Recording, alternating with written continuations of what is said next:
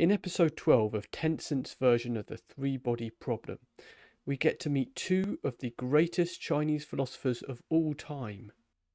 One of them is Confucius, aka Kongzi, and the other I have covered in a previous video, link in description, was Mozi. Now, Confucius is largely unfairly portrayed in this scene.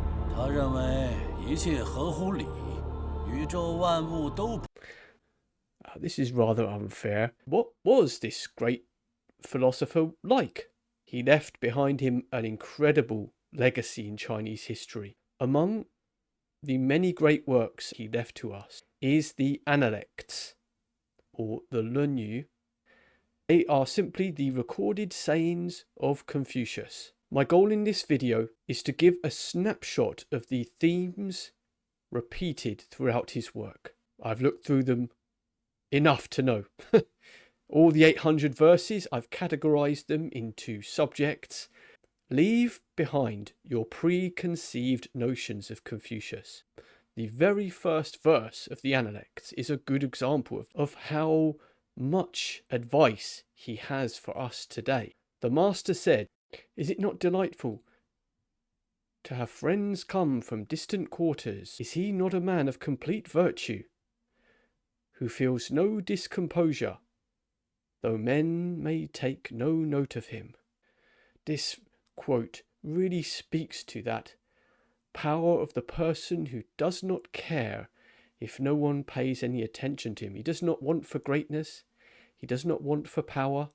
He just goes about doing the best he can there, and he feels no discomposure from not being noticed. That quote there in verse 1 includes one of the phrases repeated throughout the Analects, that of the Junzi, the superior person, described by Confucius in detail throughout the Analects, a total of 93 times, more than any other phrase. And this here really is the core of the Analects, describing what it is to be a good person, the behavioural patterns that people like this display. The second most repeated term throughout the Analects is ren, which can be roughly translated as benevolence, but Confucius goes into a lot of detail to describe what he actually means by that. Sometimes he works in describing the opposites. Book 1, verse 3. The master said, "Glib talk and ingratiating expression are seldom associated with..." Sometimes the person who doesn't have the right words to say in the moment, they're not slickly spoken, may actually be someone of ren or benevolence. They may in fact appear clumsy and clunky in what they are trying to say. This gives encouragement to us all who in the moment cannot think of the right comeback and walk away thinking, "Ah yes, I should have said that." Ren or benevolence mentioned a grand total of 74 times throughout the Analects at least. And any reader going through the Analects cannot help but notice the repeated character of Li, repeated at least 65 times throughout the Analects. Li roughly translates as propriety, but as usual with Confucius, there's more to it than that. And he goes into detail by giving examples. For example, in Book 3, verse 4, Lin Feng asked, "What was the root of Li?" The master said, "A great question indeed. In Li of festive ceremonies, it is better to be sparing than extravagant. In ceremonies of mourning, it is better that there be deep sorrow than a minute attention to observances. This gets to the fact that we have these so-called rituals and things that we do in periods of mourning as outward signs of inner mourning. And yet these are important, and yet the real emotions behind them are what they are really getting at, of as he says here, deep sorrow. It's better that there be genuine sorrow. See, we have this impression, don't we, that Confucius is this stuffy figure who wants us just to do things a certain way.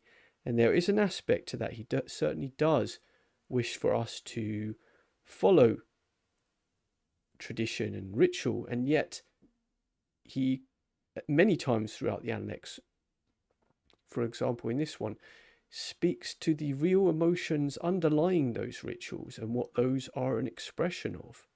There are some other themes that come out through the Analects, perhaps some familiar to many of us. For example, in Book 15, verse 24, what you do not want done to yourself, do not do to others. The golden rule articulated by Jesus. The Analects even include some insights into what Confucius was like himself. For example, Book 10 of the Analects contains many descriptions of what Confucius himself did. Verse 9, if his mat was not straight, he did not sit on it. Imagine the person who keeps their desk tidy and would not work if it was not tidy. I look around my own desk now and think it could do with a bit of a tidy. Although it could be worse. Think of that person you know who's always careful, always fastidious, always conscientious. The person who does not show up a mess. This really speaks to Confucius' character here. Some could say a perfectionist. We have the phrase, don't we? Cleanliness being next to godliness. And certainly within at least the people we all know, those people are very clean. We certainly prefer to be around them. That's Confucius in a nutshell. Of course, there's no substitute to going to the actual text for yourself. Link in the description. CNET has some fantastic translations by James Legge. There's so much more that can be found out about Confucius. I have just scratched the veneer here of his legacy and what he left behind to us. I'm sure I'll be doing a future video on his life.